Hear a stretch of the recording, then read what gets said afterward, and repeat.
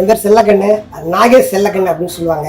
First நீங்க பார்த்துருப்பீங்க, கலக்க போகுது யார், அசத்த போகுது யாரு.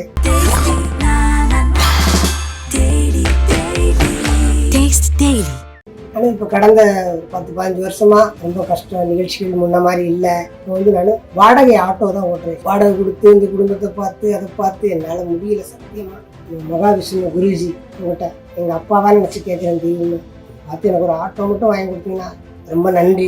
அரசு பள்ளியில் ஆன்மீக போதனை வகுப்பு நடத்தியது, அதில் மாற்றுத்திறனாளிகள் மனம் நோகும்படி பேசியது உள்ளிட்ட செயல்பாடுகளால் சமீபத்தில் பேசுபொருளானவர் மகாவிஷ்ணு. அத்தகைய நிகழ்வுகளால் எழுந்த புகாரையொட்டி கைது செய்யப்பட்ட அவர் தற்போது விடுதலையாகியதை அடுத்து செய்த முதல் வேலை பேசுபொருளாகியுள்ளது. ரொம்ப நாள் ஆசைப்பட்ட ஒரு விஷயத்தை இறைவன் வந்து அற்புதமா ஏற்பாடு பண்ணியிருக்கிறாரு. நீங்களும் நல்லா இருந்து பல பேரையும் நல்லா வச்சுக்கணும்னு சொல்லி நான் இறைவனை பார்க்கிறேன். சந்தோஷமா. எதுக்காகவும் கவலைப்படாதீங்க. நம்மளுடைய உழைப்பு என்றுமே வீண் போகாது. ஒரு மிக சிறந்த கலைஞனா மதுரை பெற்றெடுத்த அற்புதமான ஒரு கலைஞனா வந்து வந்திருக்கீங்க. இந்த புகழ் வந்து உலகெங்கும் பரவும். பல பேர் நல்லா வச்சிருக்கீங்க, கவலைப்படாது. பிரார்த்தனை.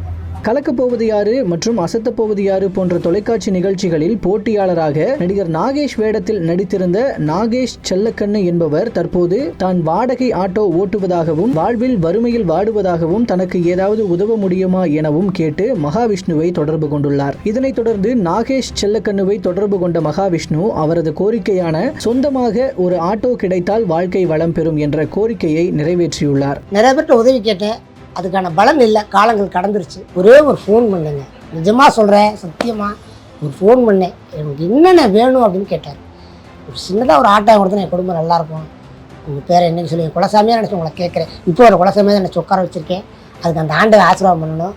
கரெக்டாக ஒரு வாரத்தில் உங்கள் டீம் தொடர்ந்து அதை ஃபாலோ பண்ணி இன்றைக்கி வரை அதை ரெடி பண்ணி அது சொல்லிக்கிட்டே இருக்கலாம். நிறையா சேவைகள் செய்யணும், அவங்க மென்மேலும் நல்லா இருக்கும்னு சொல்லி அந்த ஆண்டவனை நான் வேண்டிக்கிறேன். மகாவிஷ்ணு செல்லக்கண்ணுவிடம் ஆட்டோ உங்களுக்கு வந்து சேர்ந்துவிடும் என்று சொல்ல, ஆட்டோவை தாங்களே நேரடியாக வந்து தந்தால் தங்களுக்கு பெரும் மகிழ்ச்சியாக இருக்கும் என செல்லக்கண்ணு கேட்டுக்கொண்டதை தொடர்ந்து மகாவிஷ்ணுவே நேரில் சென்று ஆட்டோவை வழங்கி பரம்பொருள் அறக்கட்டளை பக்தர்கள் சார்பாக அதில் பயணம் சென்றுள்ளார். செல்லக்கண்ணு வீட்டிற்கு சென்ற மகாவிஷ்ணு பிறருக்கு உதவுவதும் அதில் அவர்களது மகிழ்ச்சியை காண்பதும், எந்த பிரதிபலனும் எதிர்பாராமல் உதவி செய்பவர்களுக்கு தேவையான சமயத்தில் மறு உதவி செய்ய பிரபஞ்சம் தனது வல்லமைகளை தரும் எனவும் கூறியுள்ளார். மகாவிஷ்ணுவின் இந்த உதவியால் நெகிழ்ந்து போன நாகேஷ் செல்லக்கண்ணுவின் குடும்பத்தார் கண்ணீர் மல்க நன்றி தெரிவித்துள்ளனர். எதிர்பார்ப்பு இல்லாமல் நாம் செய்யக்கூடிய தான தர்ம செயல். இப்போ நம்ம ஒரு ஆட்டோ வாங்கி கொடுக்குறோம்னா நமக்கு ஏதாவது புண்ணியம் கிடைச்சிருமா, நம்ம இதுல வந்து ஒரு ஃப்ரிட்ஜ் வாங்கி கொடுக்குறோம்னா நமக்கு ஏதாவது இறைவன் அருள் செஞ்சிருவார் அப்படின்னு நினைக்க கூடாது.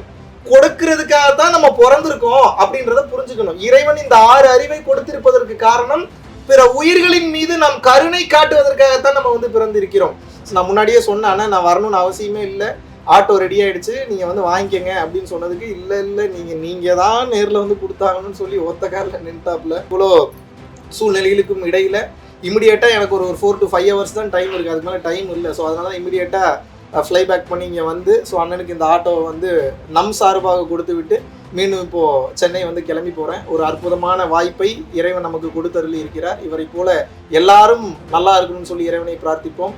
எல்லா வளமும் நலமும் பெற்று வாழ வேண்டுகிறேன். குரு கடாட்சம். நல்லதே நடக்கும், நல்லதே நடக்கும். நன்றி.